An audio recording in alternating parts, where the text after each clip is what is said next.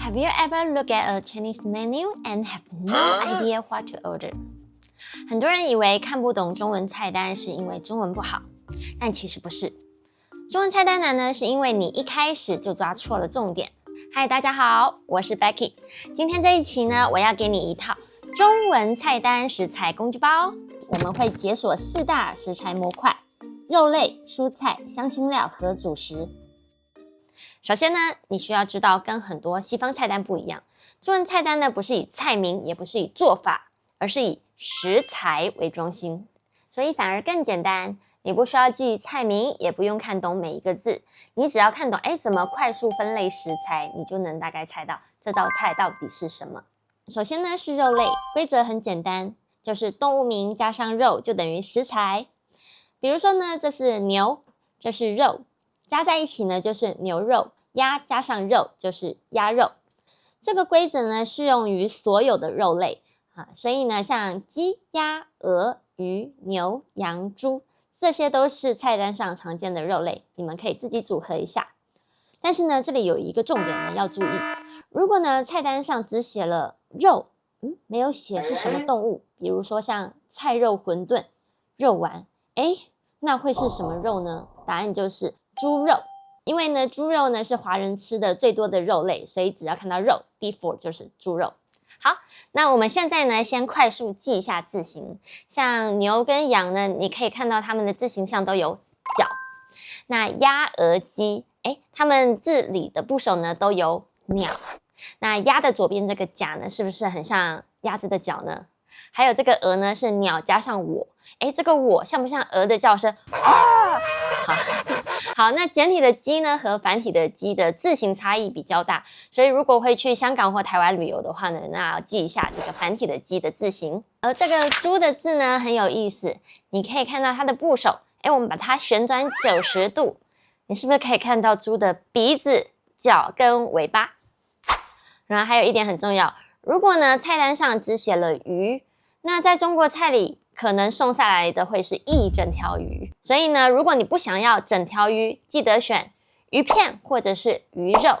好，接下来进入蔬菜类。大多数的蔬菜呢，你只要看到这个部首草字头，它都是指小型的植物，所以比如说这些蔬菜都有。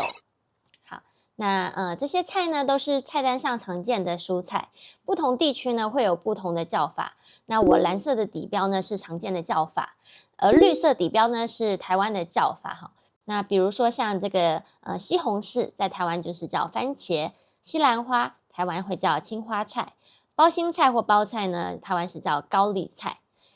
但这里呢有一个大陷阱，就是土豆。在中国大陆呢土豆是指 potato， 而台湾呢是 peanut。所以呢如果你会对花生过敏的话，在台湾听到土豆就要特别小心了。好，接下来这一段呢，如果你有忌口，真的不要错过因为呢，我们接下来要讲的是调味用的植物或者是香料。葱、蒜、姜、香菜、韭菜呢，都是菜单上很常见的调味菜。那你可以看到它们一样都有草字头。如果呢，你有特别不喜欢吃的调味菜，比如说有些人很讨厌吃香菜，那你就可以说，不好意思，不要放香菜。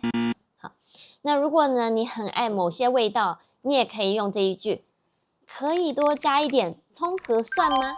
还是黑胡椒、白胡椒、辣椒，还有一种很特别的中国辣味的灵魂花椒。这种呢花椒呢，它吃起来呢，会有一点麻麻的。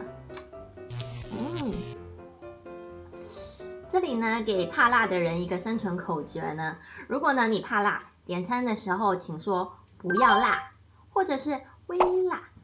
如果呢你很爱吃辣呢，你也可以挑战大辣。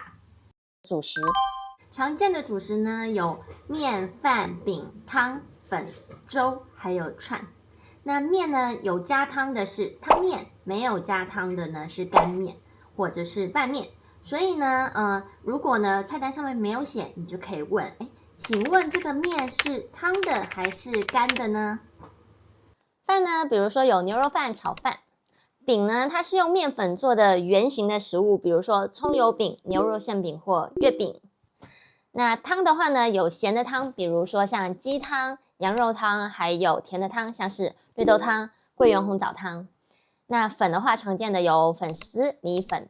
粥呢，它是把饭放到汤里煮，所以你看哈，粥这个字中间有一个米，有皮蛋瘦肉粥，还有海鲜粥。另外，大家看一下这个串这个字跟它的食物形状是不是一模一样？像羊肉串啊、蔬菜串等等的。到这里呢，你已经有一套中文菜单材料包的上集，所以只要看得懂食材，你就能避开大多数的点餐雷区。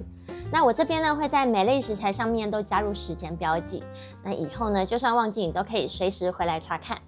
那下一集呢是食材包的下集，我会教你料理做法啊、油啊、海鲜等等的哈。那在下一集呢，我们会直接实战，带你呢看真实的菜单，你就可以用这套工具包来点餐咯。那如果呢这支影片呢对你有帮助的话，欢迎订阅我的频道。之后呢我也会分享真的用得上的中文。我们下次见。